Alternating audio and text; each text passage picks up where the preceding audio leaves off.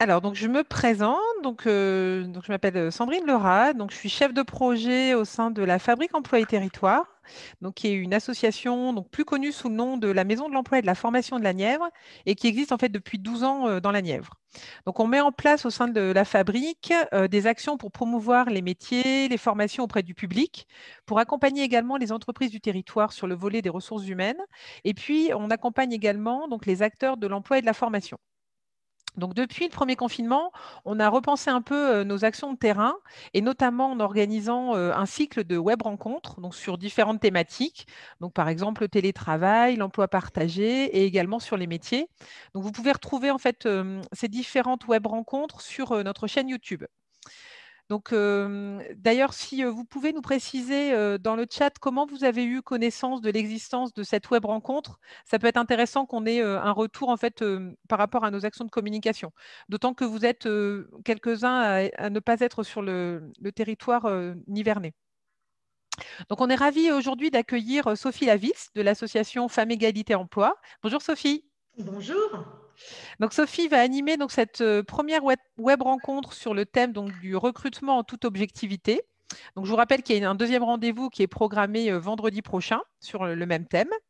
Donc les points suivants vont être abordés aujourd'hui. Donc on va parler de discrimination dans et vers l'emploi avec un panorama des discriminations, la présentation du cadre légal et des études de cas avec des cas concrets donc sous forme de questions-réponses.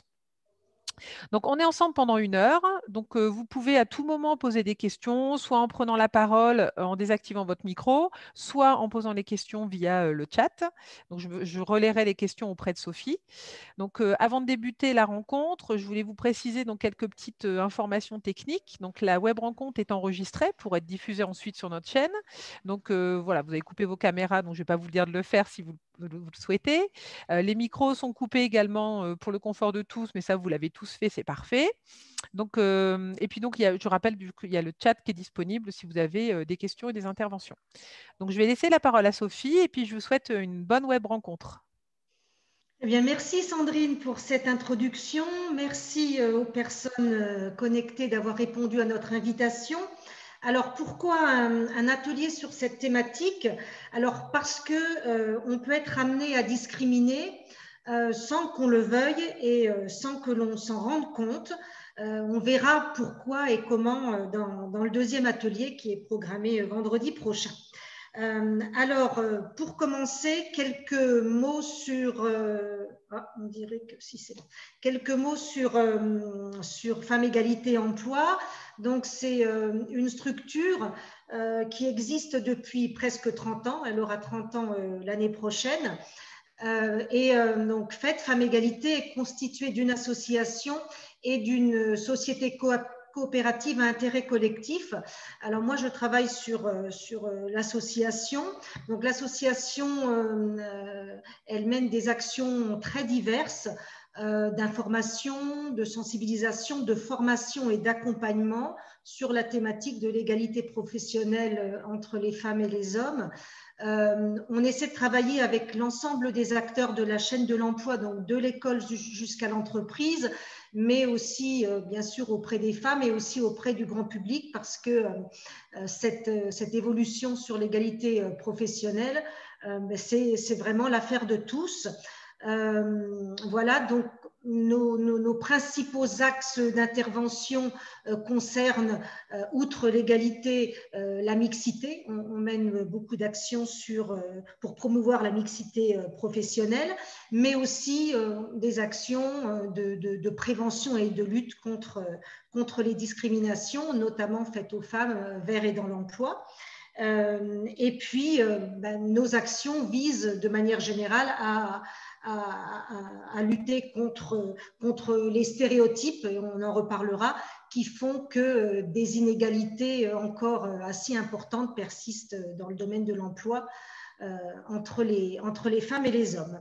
On est une association régionale, donc on intervient sur toute la Bourgogne-Franche-Comté. On a 3 antennes locales, donc Nevers, Auxerre, Dijon. Et puis, depuis presque 2 ans, nous avons déployé des actions sur la Franche-Comté et nous avons un bureau à Besançon.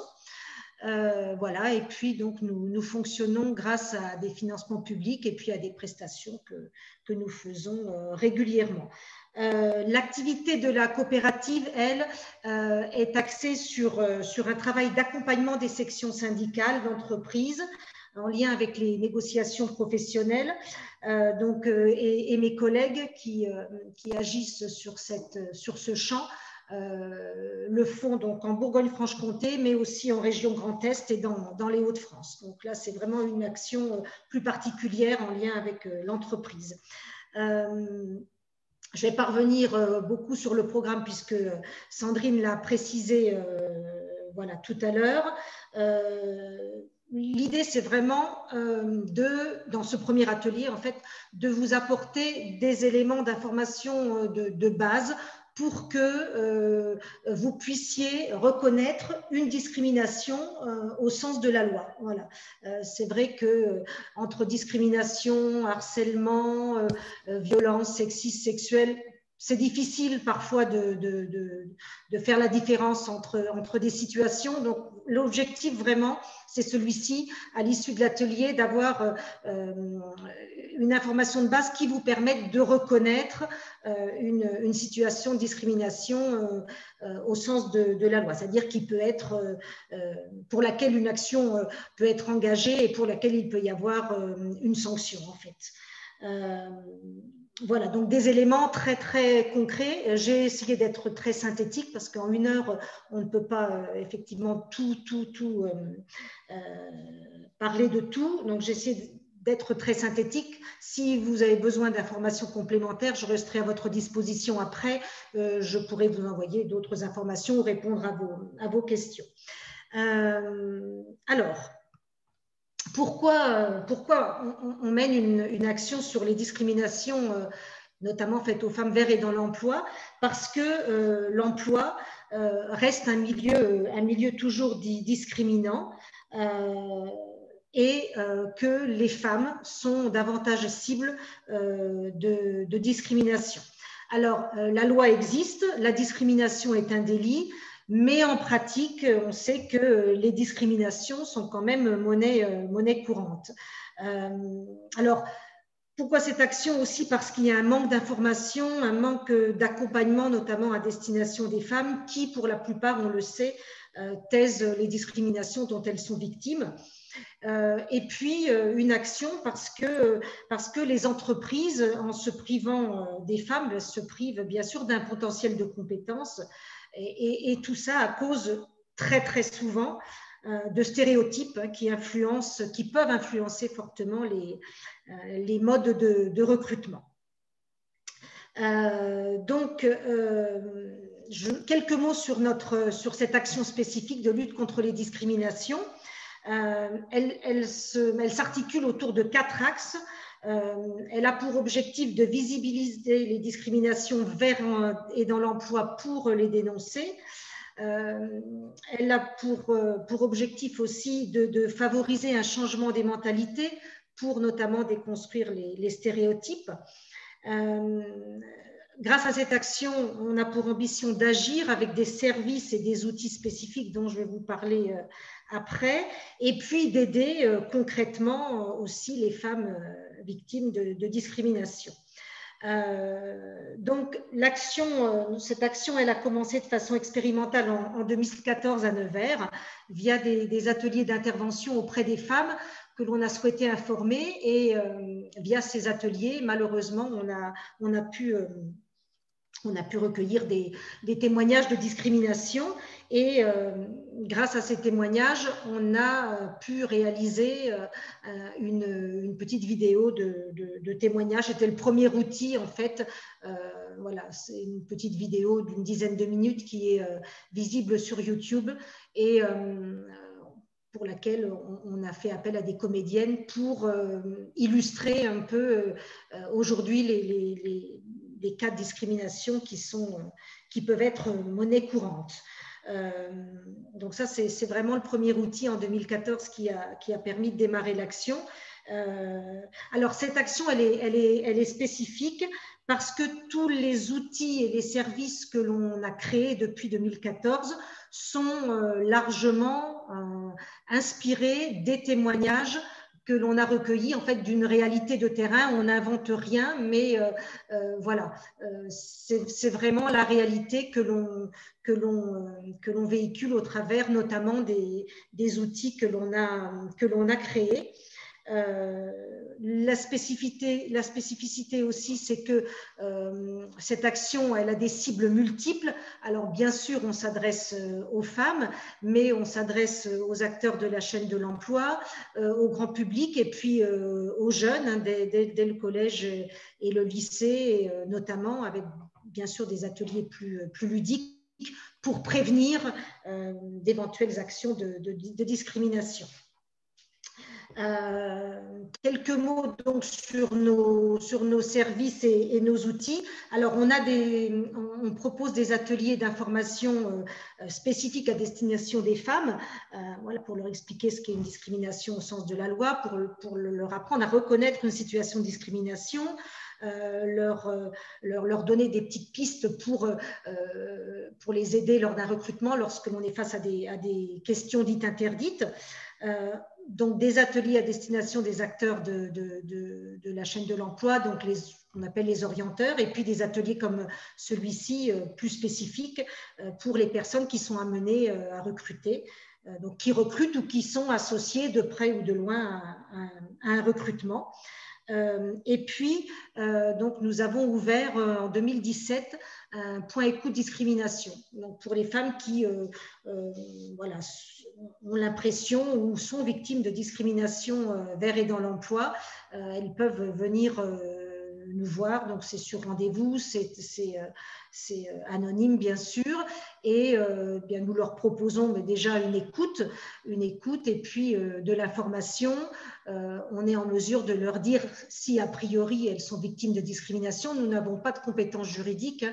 Donc ensuite on va les orienter vers des acteurs, vers des structures qui sont compétentes en la matière et qui ont des juristes pour approfondir la question et notamment les accompagner si ces personnes souhaitent porter plainte notamment. Quelques mots sur nos outils. Donc, vous voyez la petite vidéo discrimination, c'est le premier outil que l'on a créé. Le deuxième outil que l'on a créé, c'est une pièce de théâtre-débat, en 3 scénettes de théâtre-débat également inspirées des témoignages que l'on a recueillis. Donc voilà, on a coécrit ces scénettes avec une compagnie de théâtre de Lyon, avec laquelle on travaille depuis un certain temps. Et puis, on a créé aussi, vous le voyez à droite, vous voyez le dessin, donc une exposition de dessins humoristiques. On a fait appel à un dessinateur et qui a créé 10 dessins qui illustrent certains des critères les plus cités par les victimes. Donc, on a essayé de le faire sur le ton humoristique. Donc, c'est une exposition qui est composée de 24 panneaux et que l'on peut prêter et autour de laquelle on peut faire aussi des interventions de sensibilisation. Et puis, notre dernier outil, c'est la campagne radio. En fait, on s'est inspiré une nouvelle fois de témoignages pour enregistrer en studio des petits spots radio. Donc, il y en a 4 spots radio qui forment cette campagne de sensibilisation et qui circulent depuis le début de l'année, qui est diffusée sur certaines radios de la grande région. Sophie, juste oui. excuse-moi, tu as commencé à partager ton PowerPoint? Oui. Ah, parce qu'en fait, on ne le voit pas. Ah, mince. Non, c'est pas grave, mais du coup… Ah, je suis désolée. Alors, qu'est-ce que je dois faire? bah, vas-y, regarde s'il est bien je suis vraiment en désolée. écran Je vais partagé. recommencer ma manip. Ah, il fallait me le dire avant. Je suis vraiment désolée. Oui, Non, mais c'était pas pour ta présentation d'intro, c'était pas gênant. Oui. Enfin, juste comme Alors, tu faisais référence à des visuels, je me suis dit qu'il devait oui, manquer quelque effectivement, chose. je vais. Excusez-moi, je repars. Hop, j'essaie d'être rapide. Là. Peut-être parce que je l'avais ouvert trop tôt, je ne sais pas. Alors, diaporama, hop. Est-ce que là, vous voyez quelque chose? Non. Ah, mais c'est bizarre ça, comment ça se fait? Ah oui, après ça va être problématique. Non, mais du coup, Euh, je vais peut-être partager le mien. oui, mais j'ai fait quelques petites modifs Ah, ce matin, bien ah. sûr. Alors attends, normalement, sur les paramètres, moi, tu peux le partager, il n'y a pas de problème. Euh, alors, attends, je l'ouvre. Ouais, il faut que tu l'ouvres d'abord en premier. Oui, j'ai peut-être pas fait les manips dans le bon sens. Et ensuite, je retourne sur, voilà, écran partagé. Euh, C'est les où aléas est-ce du direct. qu'il est? Il est Parce là. qu'on a fait les essais hier, ça fonctionnait très bien. Ah, ça y est, ça démarre. Bon, donc, Je pense que c'est ça bon. doit être de ma faute. J'ai pas dû faire les bons. Et je mets en diaporama et ça devrait être bon. Hop. Est-ce que c'est bon? Ouais, parfait. OK. Donc, je vais juste revenir sur les visuels dont je vous parlais. Voilà, sur les outils spécifiques auxquels je faisais allusion. Donc à gauche, donc c'est voilà les scénettes, le théâtre débat, donc les 3 scénettes qui sont inspirées des témoignages que l'on a recueillis. La vidéo discrimination, à droite un des dessins de l'exposition, et puis en bas le petit logo de la campagne radio dont je vous parlais avec les 4 spots radio qui sont diffusés sur les radios associatives de la grande région. Voilà, donc je pense que on peut continuer. Je ne sais pas comment on fait. Est-ce qu'on fera les questions tout à la fin ou Bah, je pense que s'il y a des questions qui se posent pendant la présentation, il ne faut pas que tu me dis? les personnes hésitent à intervenir, hein. Oui, Et puis s'il y a ok. des questions dans le chat, je te les ferai parvenir. Ok, ça marche. Alors, une première partie pour voir quelques grandes tendances qui concernent les discriminations faites aux femmes et aux hommes vers et dans l'emploi aujourd'hui. Ce qu'il faut savoir, c'est que 50% des discriminations aujourd'hui se manifestent dans le domaine de l'emploi. Ça, c'est un chiffre à retenir qui n'est pas anodin. Deuxième élément, les discriminations au travail, c'est-à-dire dans l'emploi, sont un peu moins fréquentes qu'à l'embauche, mais elles sont tout de même bien présentes, hein, puisque les enquêtes faites sur le sujet montrent qu'un tiers de la population active a déjà vécu la discrimination dans l'emploi. Sur les critères les plus cités par les victimes ou témoins de discrimination, et notamment par les femmes, quelques éléments, notamment quelques éléments chiffrés. Alors, le premier critère de discrimination qui est relevé par les victimes est lié au sexe. Donc, les femmes sont plus nombreuses à exprimer des expériences de discrimination dans le monde professionnel, 41% pour les femmes contre 28% pour les hommes. Donc le propos n'est pas de dire que les hommes ne sont pas discriminés, mais ils le sont moins et sur des critères différents. Donc 41% de femmes déclarent avoir été discriminées dans la sphère de l'emploi. La grossesse et le fait d'être mère, on sait que dès le début de leur carrière professionnelle, les femmes sont discriminées en tant que potentielle future mère ou en tant que mère. Hein. Il y a vraiment une persistance d'une sanction sociale à l'encontre des femmes qui est liée à la grossesse ou à la maternité présumée ou effective.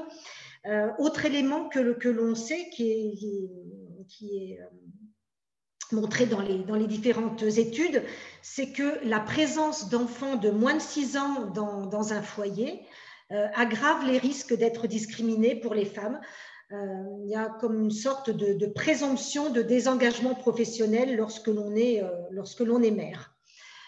Autre critère important, l'âge. Alors pour les hommes comme pour les femmes, hein, la tranche d'âge la plus concernée pour les discriminations, c'est la tranche d'âge 18-44 ans. Mais là encore, les femmes sont davantage touchées. 48% pour les femmes contre 31% pour les hommes. Autre critère, l'origine et ou la couleur de peau. On sait que les femmes vues comme noires, arabes ou asiatiques apparaissent comme particulièrement discriminées, exposées aux discriminations dans le monde professionnel. Et elles présentent un taux global de discrimination supérieur à celui des femmes vues comme blanches. Et là encore un chiffre révélateur, 60% pour les femmes vues comme noires, arabes ou asiatiques, contre 37% des femmes perçues comme blanches. Alors, il en est de même pour les hommes, mais à nouveau dans une moindre mesure, puisque 47% de discrimination faite aux hommes vus comme noirs, arabes ou asiatiques, contre 24% pour les hommes vus comme perçus comme blancs. Le handicap, enfin, les femmes en situation de handicap déclarent plus de discrimination dans l'emploi, 56% contre 41% des hommes en situation de handicap. Donc, on a vraiment voilà, des discriminations plus importantes de manière globale à l'encontre des femmes. Et puis, un dernier mot là-dessus, les enquêtes montrent que les victimes, alors qu'elles soient femmes ou hommes, sont relativement démunies face à la discrimination, en attente de mesures efficaces qui visent principalement les employeurs et l'encadrement des procédures de recrutement. Voilà, je ne suis pas rentrée trop dans le détail parce que voilà, c'est peut-être pas la peine, mais c'est pour que vous ayez un petit panorama qui explique notamment pourquoi on s'intéresse à ce sujet des discriminations. Voilà pour cette première partie. S'il n'y a pas de questions, on va passer au cadre légal. Donc, comme je vous l'ai dit tout à l'heure, mon objectif, c'est de vous apporter des informations très synthétiques et vraiment de base sur les discriminations. Alors, premièrement, qu'est-ce que la discrimination au sens de la loi? Alors, la loi dit que c'est une inégalité de traitement qui est fondée sur un critère interdit par la loi. Voilà ce que dit la loi en termes de discrimination. Voyons un petit peu plus précisément. En fait, pour qu'il y ait discrimination au sens de la loi, il doit y avoir trois conditions réunies en fait. Alors, il doit y avoir un traitement moins favorable alors d'une personne par rapport à une autre ou d'un groupe de personnes par rapport à un autre groupe et que donc ces personnes soient placées dans une situation comparable. Il faut que ce soit dans un domaine déterminé par la loi. Donc nous, on parle d'emploi, mais sachez aussi que la discrimination au sens de la loi concerne aussi le logement, la santé, l'éducation et la formation et l'accès aux biens et aux services. Et enfin, la troisième condition pour qu'il y ait discrimination au sens de la loi, c'est donc il faut que ce traitement moins favorable soit basé sur un ou plusieurs critères prohibés par la loi. Et on va voir justement quels sont ces critères. Mais avant, un exemple concret pour vous montrer ce que peut être une discrimination au sens de la loi qui est susceptible d'être punie en fait. Donc, c'est vraiment très simple comme exemple, une entreprise dans le secteur du prêt-à-porter féminin a un poste à pourvoir pour assurer l'accueil physique et on a une personne chargée de sélectionner des candidates potentielles et qui va écarter systématiquement les CV des candidats, donc des hommes, sans un regard à l'expérience ou aux compétences de ces CV de candidats. Et la raison pour laquelle cette personne va écarter ces CV, c'est que selon cette personne, un homme va desservir l'image de l'entreprise. Là, on a une discrimination au sens de la loi, puisqu'on est bien dans l'accès à l'emploi, on est dans un recrutement, on a bien un traitement moins favorable d'un groupe par rapport à un autre, donc les hommes par rapport aux femmes, et on a bien un critère déterminé par la loi qui est ici le sexe. Les critères, vous en connaissez certainement un certain nombre, alors il y en a 25. Alors, sur mon petit tableau, là, il y a eu un petit, sur la colonne de gauche, origine réelle ou supposée. Donc, c'est origine, appartenance vraie ou supposée à une ethnie ou à une prétendue race. Et il y a patronyme qui est un autre critère qui ne va pas dans origine réelle ou supposée. Le patronyme est aussi un critère interdit par la loi. Je vous laisse parcourir les différents critères si vous avez des questions. Alors, il y en a qui sont très, très évidents, d'autres peut-être pas. Moi, je voudrais juste vous préciser quelque chose, c'est qu'il y a un des critères qui ne s'applique pas au champ de l'emploi, c'est le critère capacité à s'exprimer dans une langue autre que le français.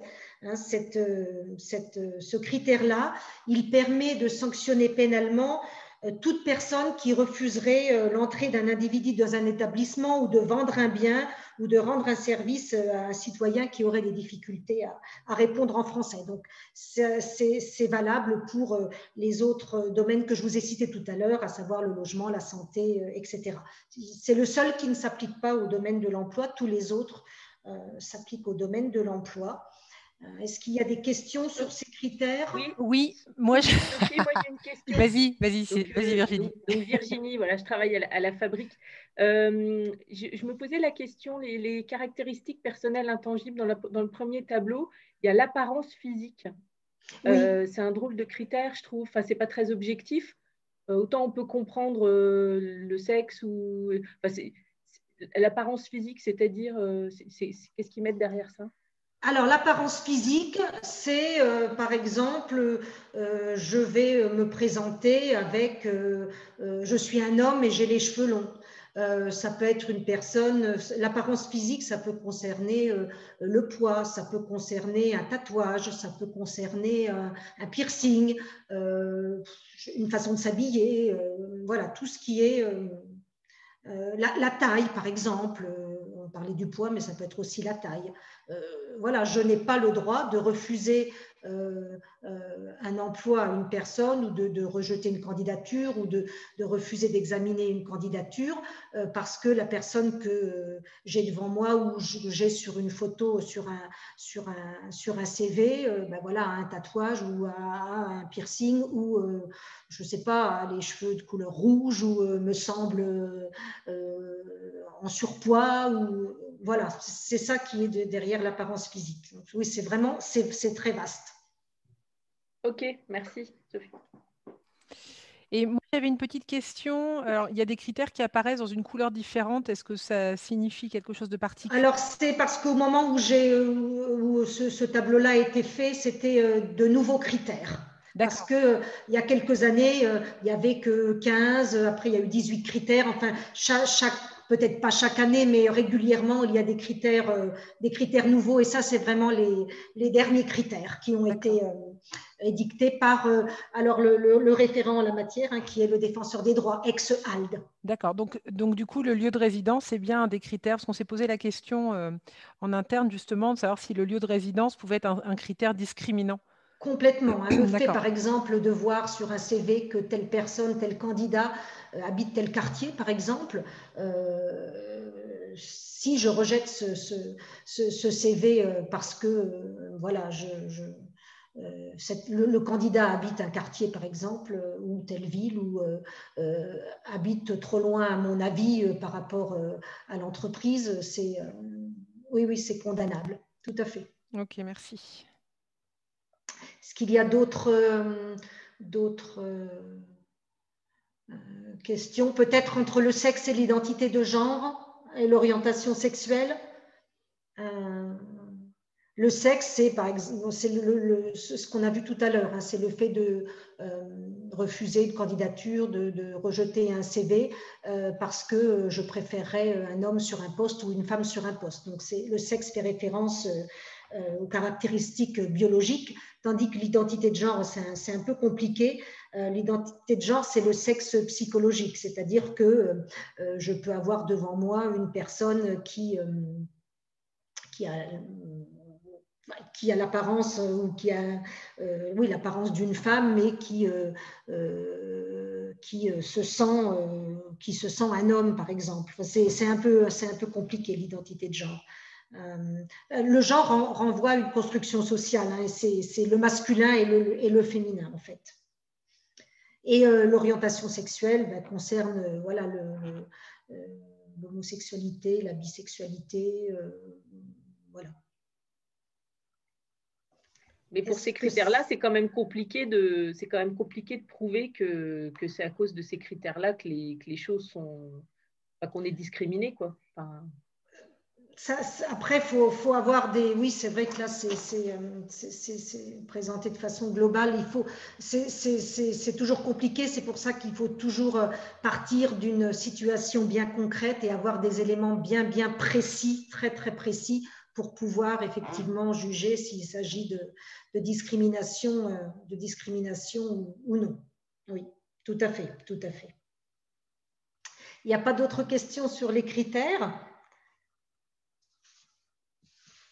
Alors, je voulais vous dire un petit mot aussi sur le harcèlement moral discriminatoire qui est un petit peu plus récent en termes dans la loi.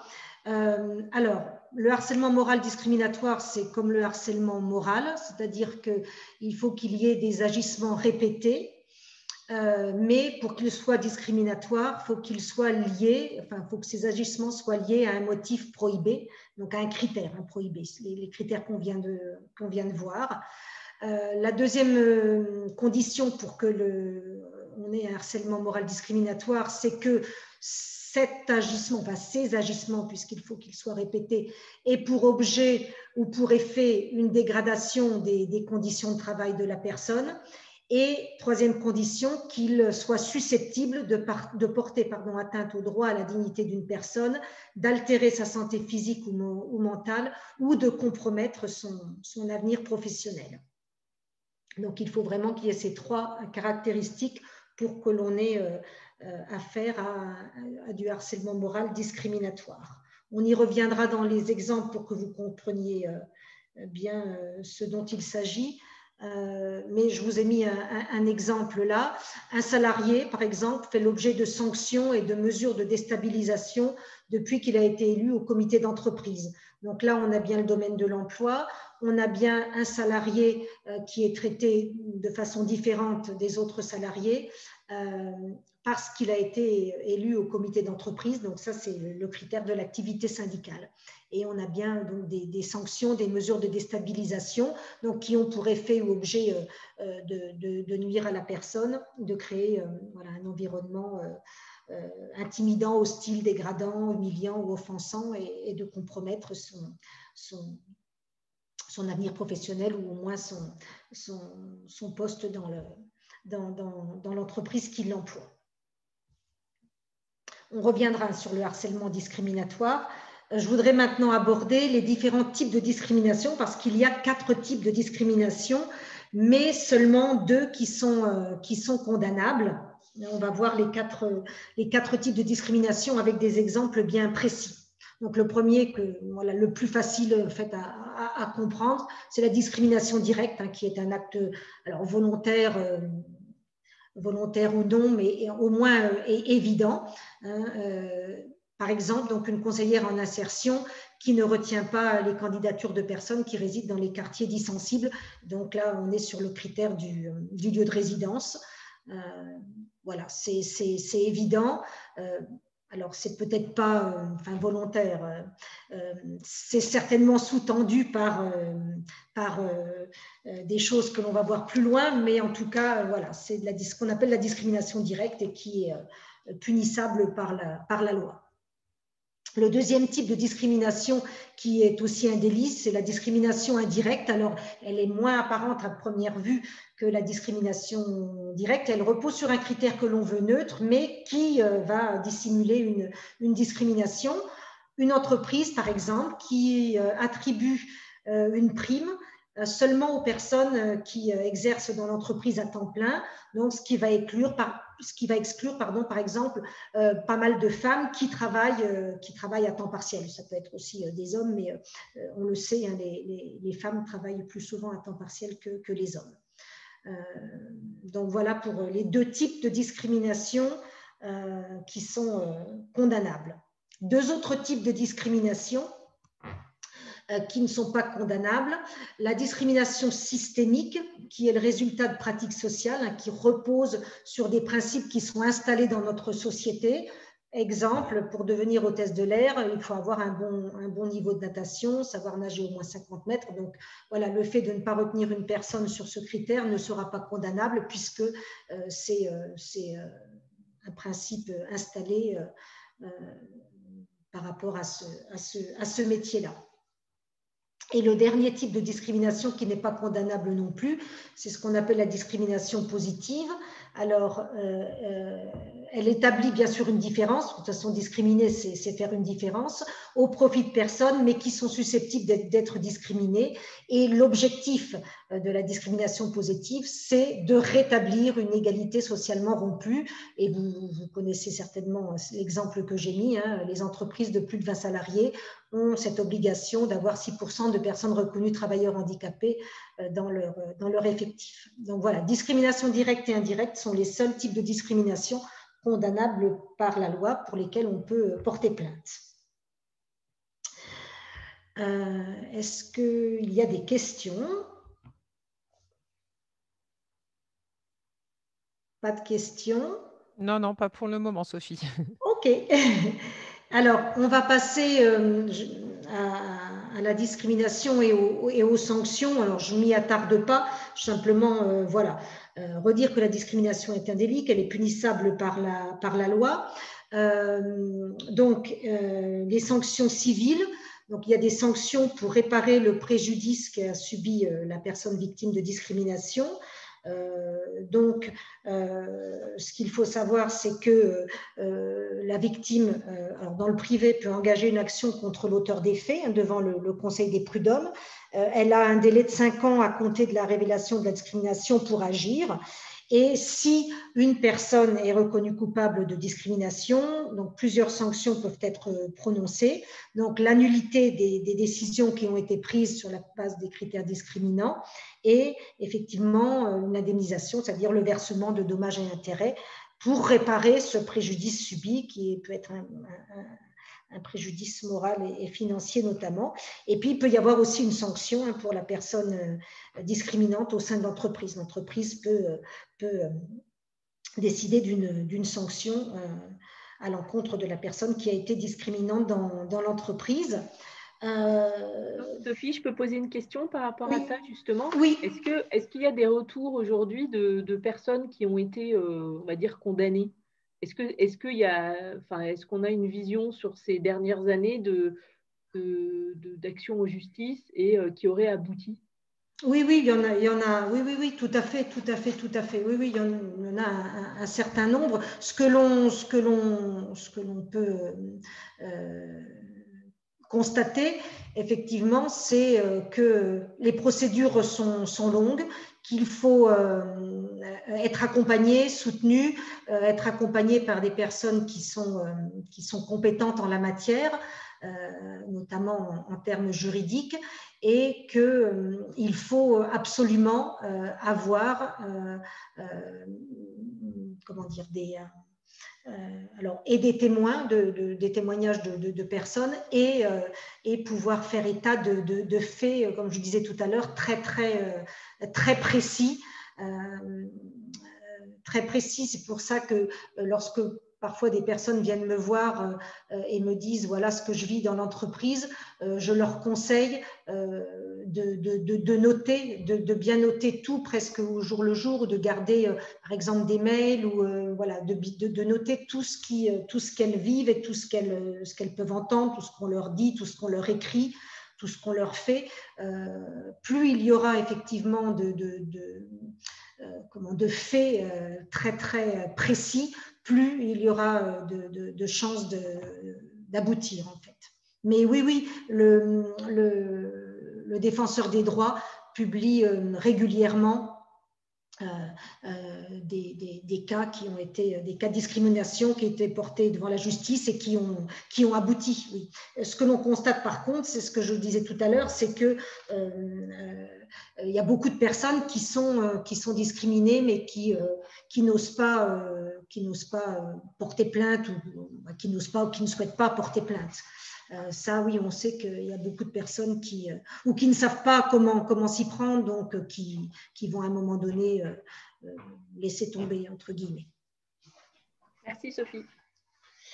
Et donc du côté des sanctions pénales, donc pour punir le responsable là du délit, donc la personne qui est discriminante peut être condamnée jusqu'à 3 ans d'emprisonnement et avoir une amende à payer qui peut aller jusqu'à 45 000 €. Voilà. Après, il y a d'autres peines, notamment pour les responsables d'un lieu qui accueille du public. Enfin, je ne vais pas rentrer dans les détails, mais après, si vous voulez des compléments d'information, je vous les enverrai bien volontiers. Je voulais juste vous apporter une autre information en ce qui concerne la preuve. Donc, au civil, la charge de la preuve, elle est dite allégée pour la victime, en fait. Elle ne repose pas uniquement sur elle, c'est-à-dire que la victime, elle n'a pas à prouver la discrimination. Elle doit simplement apporter au juge des éléments matériels qui mettent en avant la différence de traitement. Et au regard de ces éléments, l'employeur ou la personne qui est discriminante, présumée discriminante, va devoir prouver que les décisions qu'elle a prises ou les mesures qu'elle a prises et qui sont dénoncées sont justifiées par des éléments objectifs étrangers à toute discrimination. Donc voilà, au civil, la victime, la personne qui se sent victime de discrimination, elle apporte des éléments matériels très très précis qui mettent en avant une différence de traitement. Et donc, la personne qui est supposée être discriminante va devoir prouver en fait qu'elle ne l'a pas été, elle aussi, avec des éléments objectifs très précis. On verra dans la deuxième partie pourquoi il est important de garder des traces écrites et d'être très très concret dans le processus de recrutement. Au pénal, par contre, la charge de la preuve de l'infraction repose sur la partie poursuivante, donc sur la personne qui s'estime victime de discrimination. Et là, ce qu'il faut savoir, c'est que la preuve, elle est libre, c'est-à-dire que tout moyen de preuve est admis, même les moyens de preuve qui sont obtenus de manière un peu entre guillemets déloyale. Par exemple, ça peut être un enregistrement d'une conversation sans avoir averti la personne qui est enregistrée. Voilà, je ne rentre pas trop dans les détails parce que ça peut être un peu lourd.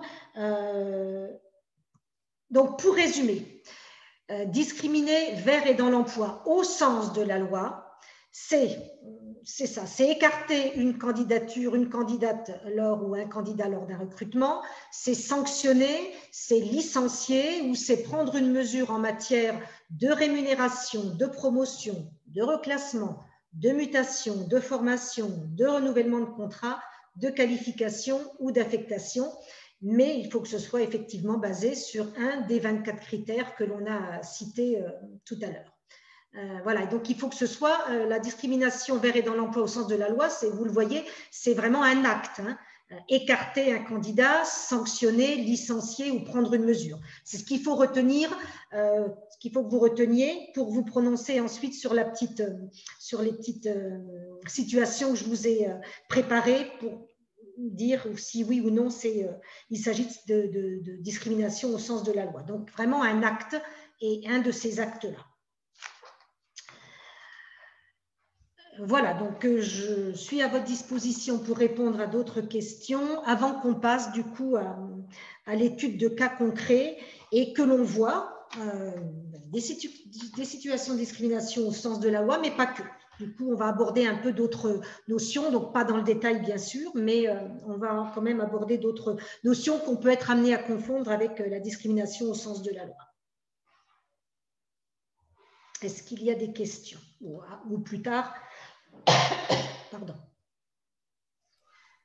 Non, a priori, pas de questions, Sophie. Ok. Eh bien, ce que je vous propose, c'est de voir les situations. Donc, je vous lis les situations. vous réfléchissez, puis vous pouvez, par exemple, enfin, vous faites comme vous voulez, bien sûr, répondre sur le chat. Et du coup, Sandrine, tu pourras me relayer les tendances, les réponses. Oui. Après, Ok. les personnes peuvent aussi prendre la parole. Hein, c'est pas Tout à fait. comme chacun le souhaite. C'est ça, c'est ça, c'est ça. Allez, c'est parti. On commence par une première situation. Le CV d'un candidat ou d'une candidate est rejeté car il ou elle habite à plus de 50 km de l'entreprise qui a un poste à pourvoir et qui a reçu le CV de cette personne. Est-ce que l'on est ici en présence d'une discrimination au sens de la loi? Si oui, pourquoi? Ou sinon, pourquoi?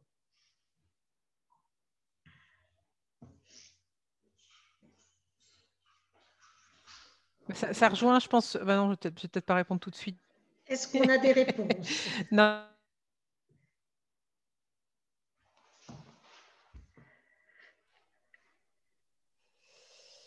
Ouais, il y a une réponse qui. Est-ce que je donne Oui, oui, bien sûr. Donc, il y a une personne qui dit oui, que c'est car c'est un critère par rapport au lieu de résidence. C'est ça. On est bien dans une discrimination. Et là, donc, on a bien un acte, hein, le rejet d'un CV. On est dans le domaine de l'emploi. On est, comme le dit cette personne, sur un des critères qui est le lieu de résidence, tout à fait. Et une discrimination, donc, directe sur la base d'un des critères interdits par la loi. Donc, oui, on est sur une discrimination directe. Ce n'est pas un cas très, très, très difficile. S'il n'y a pas de questions, on passe à la deuxième situation. Donc, nous avons Mohamed qui travaille dans une agence de communication. Donc, il doit contacter des entreprises et proposer les services de son agence. Et donc, pour être sûr que les clients soient réceptifs aux appels de ce salarié, sa hiérarchie lui demande de se présenter au téléphone comme François Dupont. Peut-on dire que la hiérarchie ou la personne qui lui demande de se présenter comme François Dupont est discriminant au sens de la loi?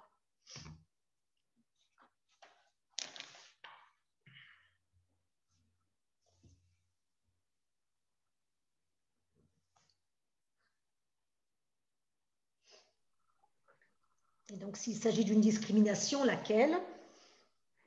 Moi, je veux bien aborder, apporter ma réponse, mais en fait, moi, je le vois pas forcément comme discriminatoire si dans l'entreprise, tout le monde s'appelle François Dupont. C'est-à-dire qu'on le voit sur des plateformes d'appel où toutes les filles s'appellent, je ne sais pas, Rebecca et tous les garçons s'appellent François.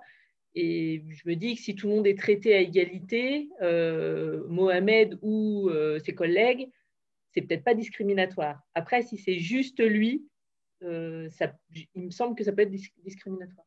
Oui, c'est exactement ça. Effectivement, s'il y a une politique dans l'entreprise et où, effectivement, oui, tu l'as dit, hein, on demande à toutes les personnes qui assurent ces appels téléphoniques voilà, de se présenter avec un autre nom, il n'y a aucun souci, il n'y a pas de différence de traitement.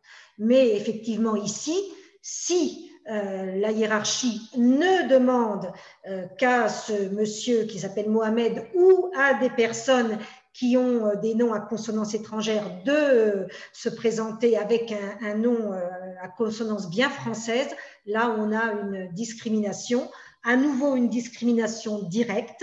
Donc emploi, on a un acte et puis discrimination directe sur les critères et du patronyme, ici, du nom de famille, du nom, et de l'appartenance supposée ou non à une nationalité, à une race ou à une ethnie.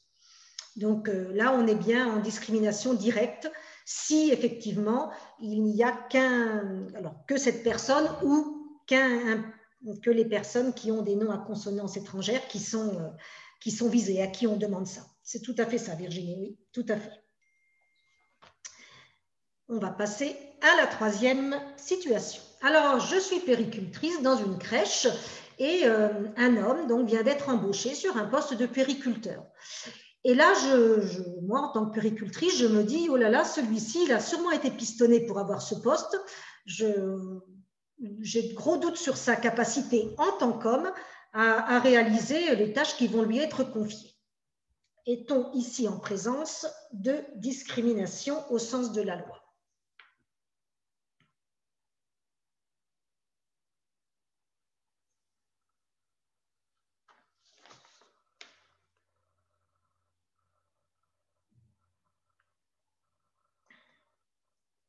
Regardez bien s'il y a un acte ou si c'est là que se situe la petite, ce qui peut nous faire pencher vers une chose ou une autre. A-t-on des réponses, Sandrine? Non, pas pour le moment. Ah si, une personne qui dit c'est peut-être un préjugé, mais pas de discrimination puisqu'il a été embauché. Alors, effectivement, cette personne a raison. Et il s'agit effectivement d'un préjugé, j'explique. Effectivement, voilà, il a été embauché, donc effectivement, la crèche n'a pas discriminé ce monsieur parce qu'il était, c'était un homme, effectivement. Ici, il n'y a pas d'acte, mais simplement une pensée de cette puéricultrice.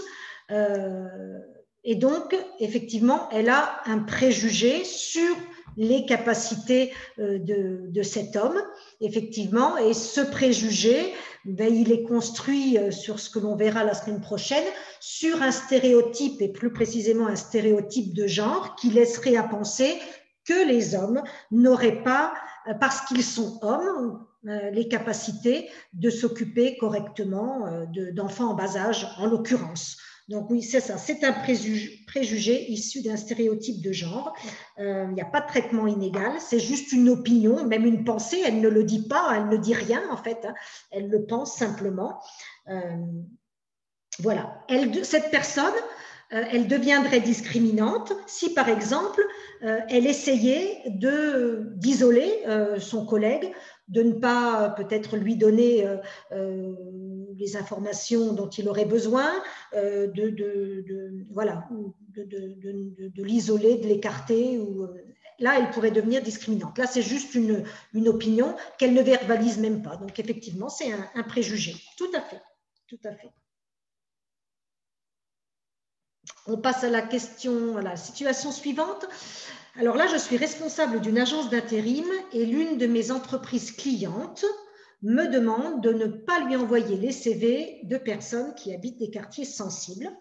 Et donc, en tant que responsable de cette agence d'intérim, je me conforme à cette demande et j'écarte les CV des personnes habitant les quartiers sensibles, les quartiers d'une ville. Est-ce que je suis, en tant que responsable de cette agence d'intérim, discriminant au sens de la loi?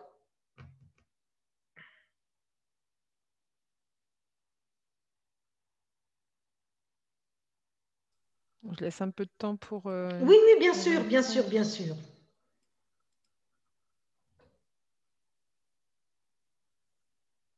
Oui, enfin, il y a une personne qui répond en disant que c'est discriminant sur le lieu de résidence, c'est ce que je pensais aussi, mais je sais pas.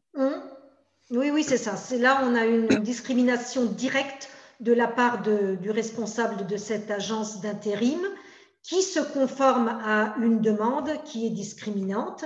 Hein, en fait, une entreprise ne peut pas justifier de pratiques discriminatoires en se cachant derrière les exigences de sa clientèle. Donc, la première chose à faire ici pour ce responsable d'agence d'intérim, c'est de bien remettre les choses à plat, d'expliquer que c'est discriminant et qu'il ou elle ne va pas se conformer à cette demande. Voilà. Et donc, derrière, effectivement, cette entreprise cliente qui a cette demande spécifique va, elle aussi, être discriminante. Donc, discrimination directe. S'il n'y a pas de… On pourra y revenir ainsi sur certaines situations. on passe à une autre situation.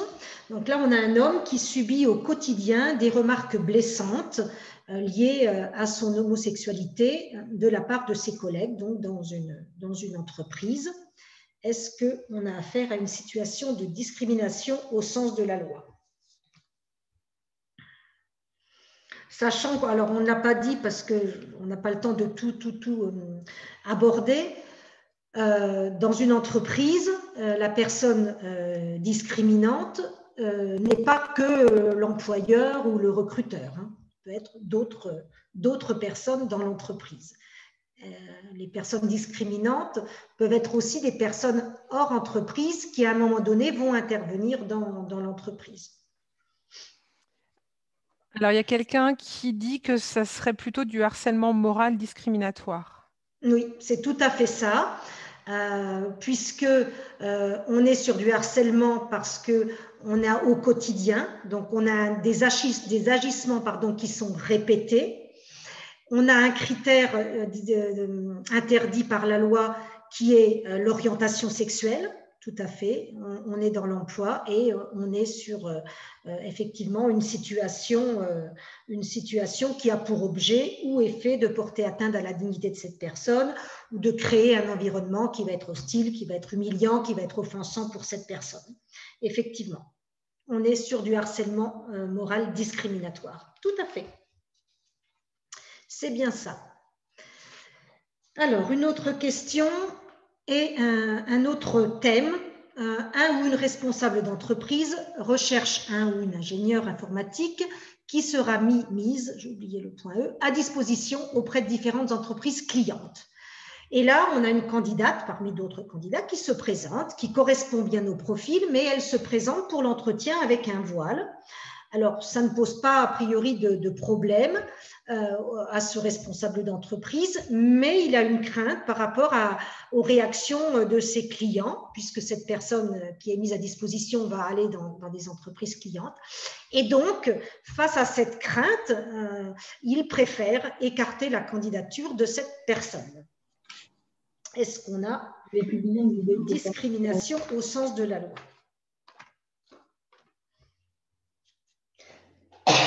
Pardon.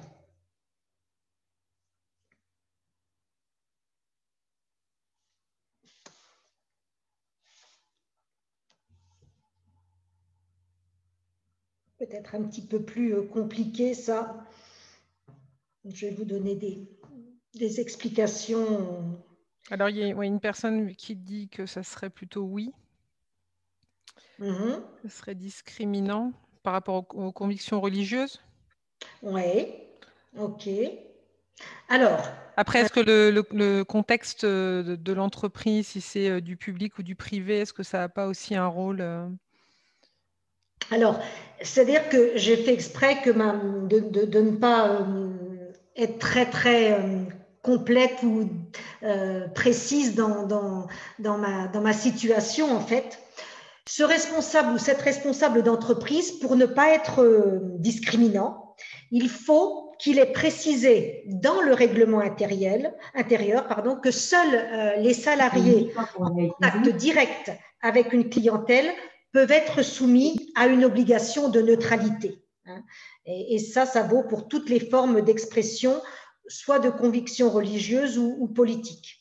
Donc, lors de l'entretien d'embauche, ici, il faut exposer au candidat ou à la candidate en l'occurrence les conditions d'exercice de l'emploi. Alors, ce qu'il faut savoir, c'est qu'un employeur ne peut pas interdire à un salarié et une salariée d'avoir une conviction religieuse, bien sûr, et le droit de manifester cette conviction religieuse ne peut pas être interdit de façon générale et absolue. Mais il y a certaines limites, bien sûr, qui peuvent être posées si elles sont justifiées par la nature des missions du salarié.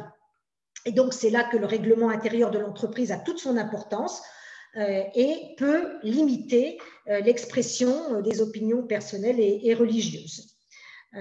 Donc, là, on a un voile, on a aussi des conditions concernant le fait de cacher son visage. Un salarié n'est pas autorisé à cacher son visage lorsqu'il travaille dans un lieu ouvert au public, comme un commerce, un cinéma, une banque, une gare, etc., ou dans un organisme chargé d'une mission de service public. Ça peut être la caisse primaire d'assurance maladie, une clinique privée, etc. Et les tenues qui sont interdites sont celles, donc, justement, qui rendent impossible l'identification de la personne, donc qui vont cacher le visage. Voilà, donc ici, effectivement, il est discriminant parce que, effectivement, il ne va pas au bout, il n'est pas très clair, en fait, le responsable d'entreprise. Effectivement, il aurait fallu qu'il ait une précision dans son règlement intérieur et que lors de l'entretien d'embauche, il précise que, effectivement, ça ne le gêne pas que cette personne ait un voile, mais qu'elle devra effectivement l'enlever lorsqu'elle ira dans les entreprises clientes. Et ensuite, c'est à la candidate de voir si elle accepte ça ou pas, en fait. Mais il aurait fallu le préciser. Comme là, il ne s'est pas précisé, il est discriminant parce qu'il écarte sa candidature sans lui donner le choix, en fait. Hop, je passe à la situation suivante. Lors d'une réunion, un chef de service dit à une salariée « Tu pourrais mettre une jupe et du rouge à lèvres, tu ressemblerais plus à une femme. » Donc, est-ce que ce propos peut être considéré comme une discrimination au sens de la loi?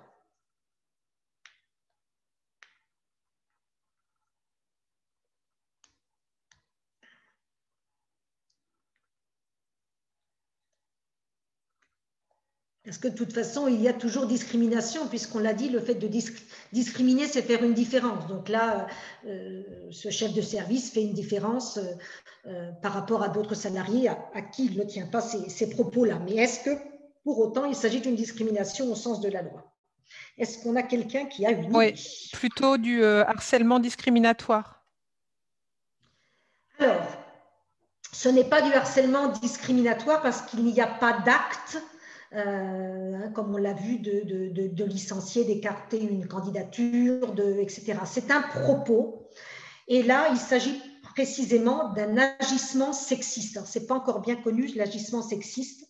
Alors, l'agissement sexiste, il faut 3 conditions pour le caractériser.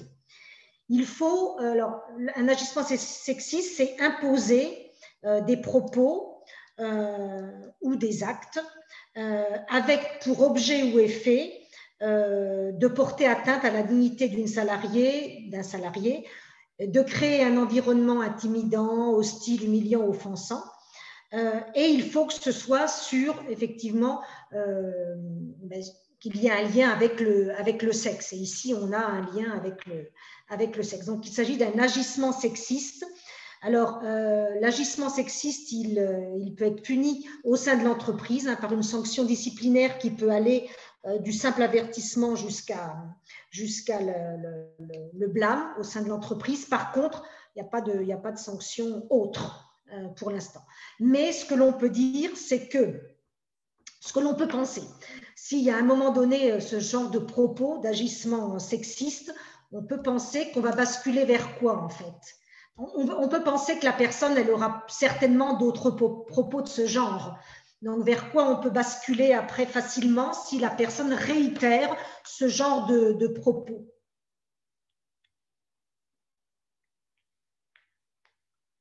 Est-ce que quelqu'un a une idée?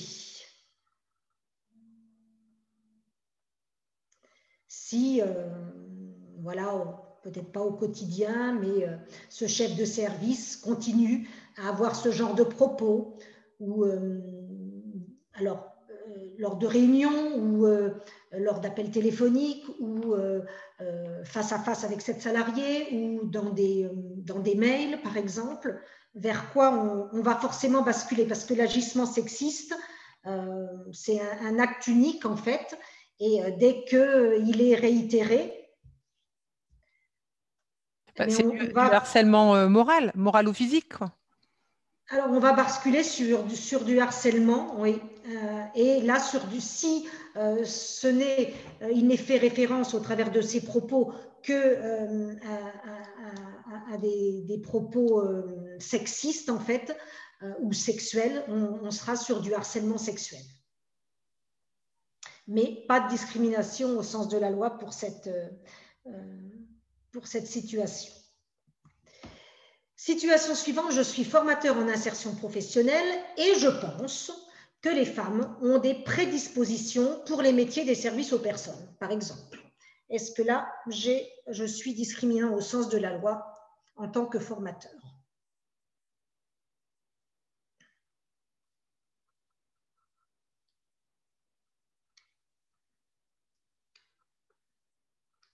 Donc là, ce qui est important de voir, c'est le « je pense que ».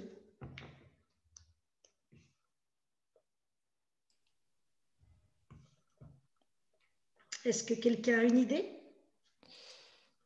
Il n'y a pas de réponse dans le chat, mais enfin, je me dis que ça peut être, c'est un peu la même situation que dans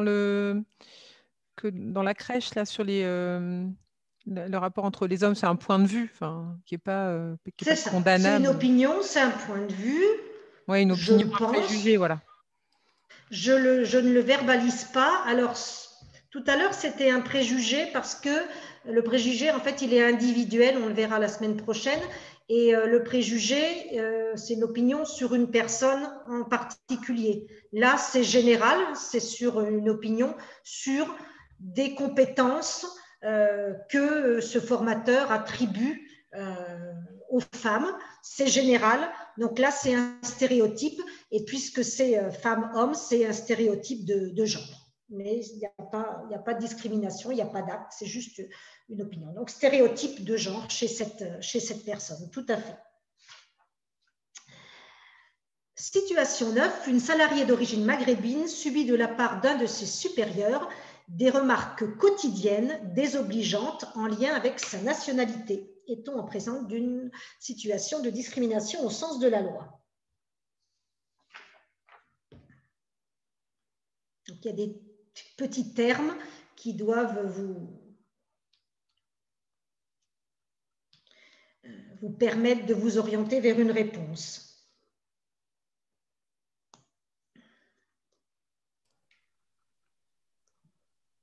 Oui, il y en a qui disent que c'est de la termes. discrimination avec la récurrence des remarques.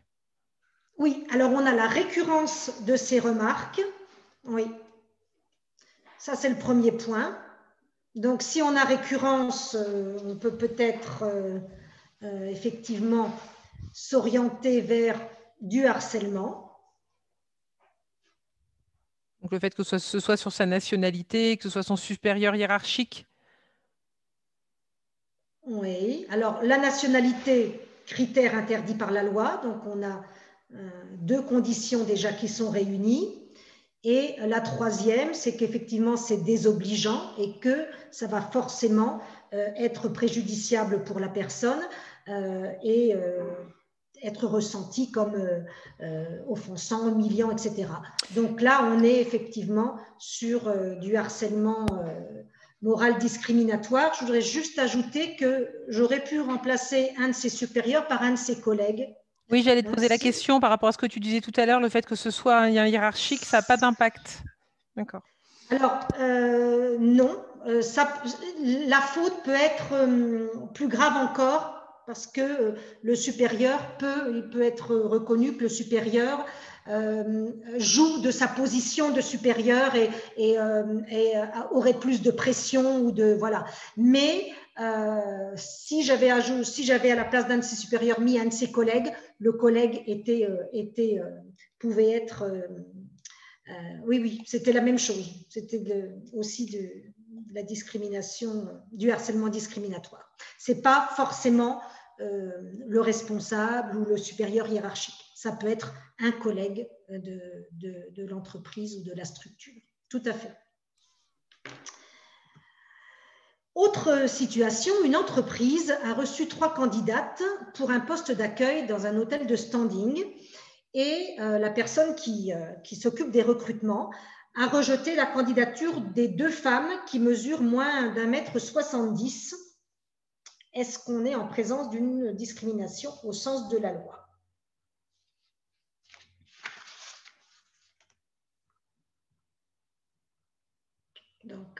bien repenser à la situation de discrimination au sens de la loi, pensez bien que c'est l'acte, et un des actes que l'on a mentionné tout à l'heure. Pardon. Oui, alors, attends, si mon micro est actif. Du coup, Oui. il y en a qui disent que ça serait oui sur l'apparence physique, sur le critère Oui. d'apparence Donc, physique. oui, on est en présence d'une discrimination directe. Donc, on est dans l'emploi, on a un rejet de candidature. Hein, donc, on a vu que c'était bien une des situations de la discrimination au sens de la loi. C'est basé sur un des critères interdits par la loi qui est l'apparence physique, hein, en l'occurrence la taille, effectivement. Alors, donc, cette entreprise peut être poursuivie pour discrimination. Alors, sauf si elle parvient à prouver, à déterminer qu'une telle exigence, l'exigence d'un minimum de taille, est objectivement justifiable au regard du poste ou de l'activité concernée. Ici, manifestement, la taille n'a rien à voir avec la capacité à occuper un poste d'accueil où, a priori, on demande plutôt à une personne d'être à l'écoute, d'être à l'écoute et de répondre aux personnes qui vont se présenter à l'accueil de cet hôtel. Donc là, a priori, il sera difficile à justifier que la taille peut avoir une importance, et donc on est sur de la discrimination directe. Tout à fait. Nous continuons avec la situation 11. Là, on est dans une entreprise et on est en présence d'un conflit entre un salarié avec une autre personne d'origine africaine. Et ce salarié qui lui dit « casse-toi, sale nègre » lors d'un conflit. Donc, qu'est-ce que vous dites de ça? Est-ce qu'on est en présence de discrimination au sens de la loi?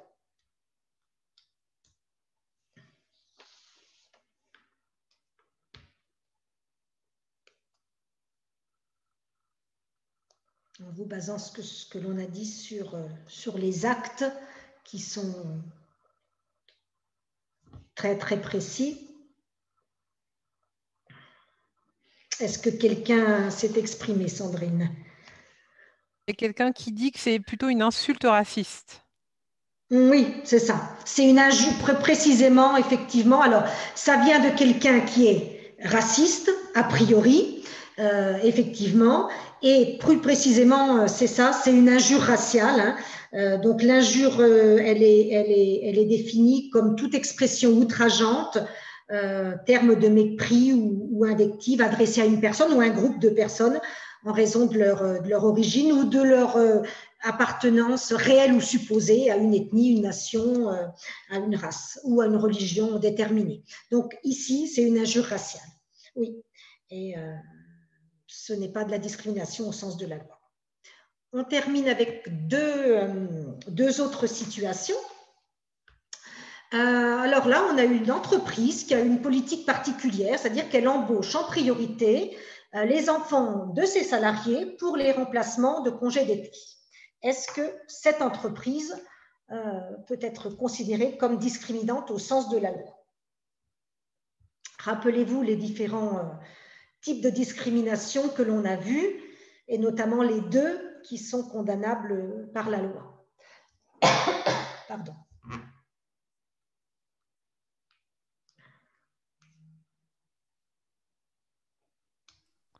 Ouais, non, qui disent que c'est plutôt pas de la discrimination. Alors si, c'est une discrimination indirecte, hein, parce que là, on est dans l'emploi.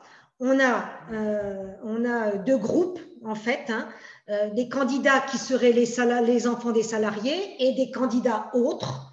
Et on a un traitement qui est défavorable envers des candidats qui ne sont pas les enfants des salariés. Et donc, c'est une discrimination indirecte. Alors, effectivement, c'est pas... c'est ce qu'on a dit, ça apparaît neutre en apparence c'est neutre, pardon, mais c'est une discrimination indirecte et ça peut être condamné par la loi. Tout à fait. Et la dernière situation, nous avons un homme qui fait un remplacement dans une entreprise et auquel quelqu'un, un salarié dit « Heureusement que tous les hommes ne sont pas comme toi, vivement le retour de Julien, lui au moins, il en a. » Donc, de quoi s'agirait-il ici ?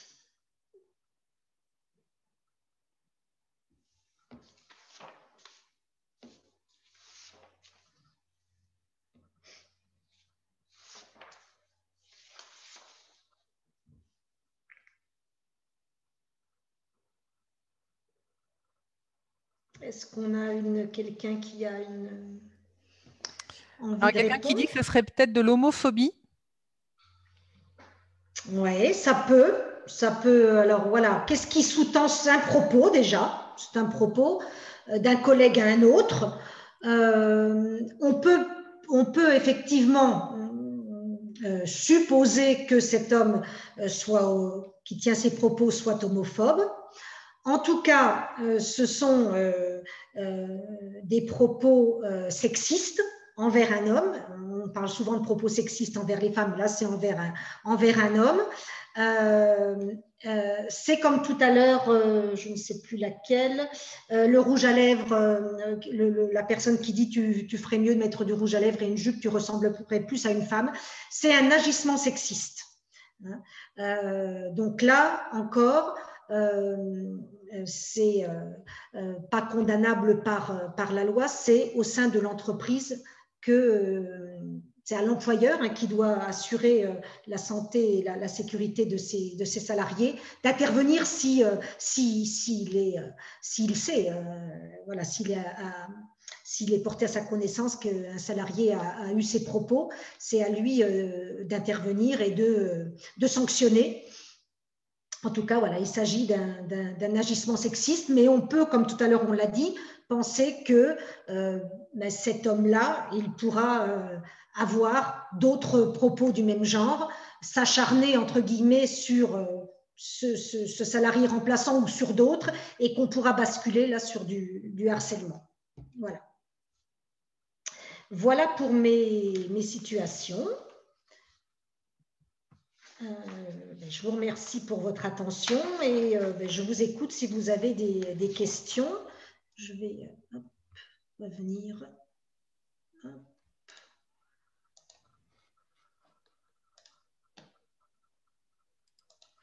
Je vais revenir, voilà. Merci Sophie.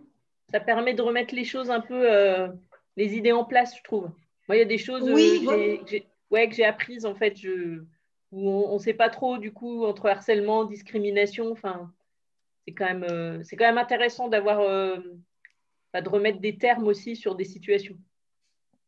Merci beaucoup. Oui, voilà, vraiment l'objectif. Alors en 1 heure, bien sûr, on ne peut pas parler de tout, on ne peut pas aller en profondeur dans toutes les thématiques, mais l'idée c'était vraiment ça, ne serait-ce voilà, que les personnes, mais a priori, voilà, c'est bien clair, elles sachent au moins ce qu'est la discrimination au sens de la loi, et puis après, bon, évidemment, les autres thématiques, le harcèlement, les agissements sexistes, le harcèlement sexuel, le harcèlement moral, après, il va y avoir les agressions sexuelles, etc. Bon, tout ça, c'est très précis et ça peut faire l'objet d'autres web rencontres. Mais voilà, au moins, et au moins de passer le message qu'il faut bien étudier la situation et avoir un maximum d'informations pour pouvoir dire ou déjà supposer, oui, on pourrait s'orienter vers une situation de discrimination au sens de la loi.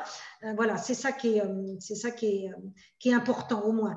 Et moi, je voulais redire une petite chose, c'est que on a ce point écoute à destination des femmes qui se sentent victimes de discrimination, mais où on peut aussi apporter des informations au-delà de cette présentation aujourd'hui à des entreprises qui seraient voilà, qui auraient des questionnements ou des doutes sur des comportements, sur des actions au sein de leur entreprise. On peut leur apporter des précisions.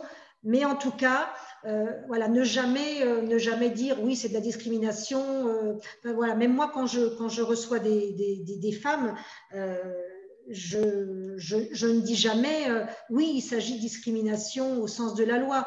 J'essaie d'avoir un maximum d'éléments.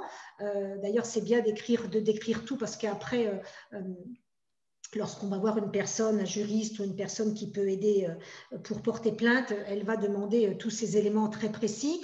Moi, je dis, a priori, avec les éléments que j'ai, on peut penser qu'il s'agit de harcèlement, de discrimination, mais encore une fois, voilà, c'est très complexe et j'insiste encore sur le fait qu'il faut avoir des éléments très concrets, très précis pour pouvoir déterminer de ce dont il s'agit et faire appel à des personnes compétentes en matière juridique et notamment, je parlais tout à l'heure du défenseur des droits, hein, qui est la référence en la matière. Il faut savoir que dans chaque département, il y a plusieurs, nous on en a 2 sur le département de la Nièvre, des délégués aux défenseurs des droits qui ont des permanences, donc notamment à Nevers, c'est M. Prunel qui a des permanences à la préfecture, et donc qui, lui, est en mesure de dire vraiment, de se prononcer sur la situation, de dire oui, il s'agit d'une discrimination au sens de la loi, et oui, là, on a les éléments pour porter plainte si la personne le souhaite, bien sûr. Il y avait une question concernant la notion de, quand on parle d'agissement sexiste, est-ce que ce terme d'agissement peut être éventuellement décliné sur d'autres critères? Est-ce qu'on peut parler, par exemple, d'agissement religieux? Alors non, après c'est de la discrimination sur le critère de la religion. Non, non. Ce terme d'agissement, c'est uniquement l'agissement sexiste, qui est une notion qui est le reflet du sexisme ordinaire et qui est assez nouvelle en fait. Hein. Je vous lis la définition du sexisme ordinaire, c'est tout agissement lié au sexe d'une personne ayant pour objet ou pour effet de porter atteinte à sa dignité ou de créer un environnement intimidant, hostile, dégradant, humiliant ou offensant. Donc ça, c'est un article du Code du travail. Donc il s'agit de paroles, d'actes, alors uniques, hein, c'est de l'agissement sexiste, puisque dès que c'est répété, on part sur du harcèlement. Mais non, le terme d'agissement, c'est agissement sexiste. Il n'y a pas... non. Si c'est religieux, on aura soit une discrimination ou du harcèlement discriminatoire, mais pas d'agissement religieux. Non. Parce que le harcèlement, ça doit être un agissement répété, c'est ça? Oui, oui. Le harcèlement, qu'il soit moral ou sexuel, effectivement, c'est basé sur la répétition et il faut qu'il y ait au moins deux propos ou 2 actes. À partir de 2, c'est considéré comme répété. D'accord. C'est vrai qu'entre l'agissement sexiste et le harcèlement sexuel, c'est ça qui est un peu difficile, mais encore une fois, on peut penser qu'une personne, en général, qui a un agissement sexiste et qui peut avoir ce genre de propos, là, tu pourrais mettre du rouge à lèvres, tu ressemblerais plus à une femme. Bon, on peut être en présence d'une personne qui est sexiste et qui va pas s'arrêter à un propos et basculer sur du harcèlement. Donc, au moins 2 fois pour que le harcèlement soit caractérisé, 2 actes de propos. Il n'y a pas de terme, en tout cas, qui caractérise un acte qui est non répété sur les autres critères? Non. D'accord. Tu pourras envoyer ta présentation aux participants? Je vais envoyer ma présentation. Je vais envoyer un petit guide que l'on a fait pour résumer aussi. Voilà, c'est un format A4 voilà, où on a résumé un petit peu tout ce que j'ai dit, donc qui sera un complément d'information. Donc ces 2 choses-là, oui. D'accord. Il n'y a pas de souci. Et du coup, je mettrai le lien vers la vidéo sur notre chaîne YouTube pour ceux qui veulent la revisionner ou éventuellement la partager avec d'autres collègues ou partenaires.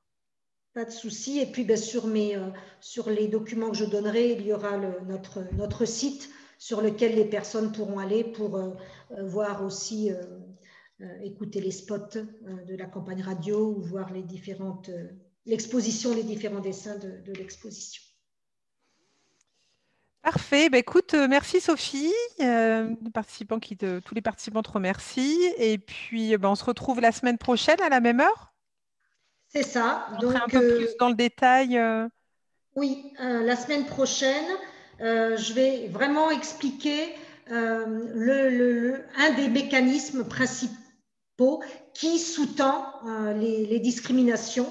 Donc ça sera une première grande partie. Et la deuxième grande partie s'attachera à rappeler quelques bonnes pratiques toutes simples qui permettent en fait de prendre de la distance et avec ce qui peut conduire à la discrimination et voilà, parfois simplement quelques petites pratiques simples peuvent conduire à plus d'objectivité en fait dans le recrutement. Ok, parfait. Merci merci beaucoup. Et puis, bonne fin de journée. Bon week-end à tout le monde. Merci. Au revoir Sophie. À bientôt. À bientôt. Salut. Au revoir.